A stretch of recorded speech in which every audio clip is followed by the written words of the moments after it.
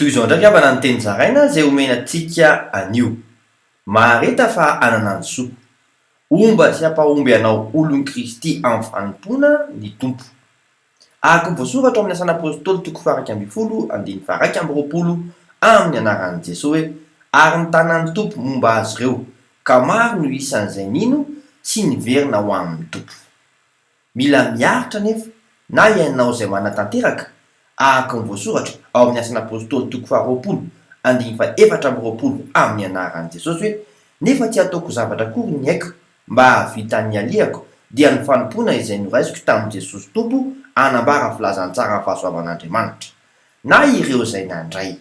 Araka ny voasoratra ao amin'ny filazantsara amin'ny Mateo toko faha 20 andiny faha 13 amin'ny anaran'i Jesosy hoe fa izay maharitra hatramin'ny farany no vonjena. Fikio ary ilay safidy tsara efa ao aminao. Vavaka isika. Ray eo, tantanao mba hifikitra aminao hatrany. Amin'ny anaran'i Jesosy Kristy velona avy any Nazareta. Amen. Mandra-piaona tompoko.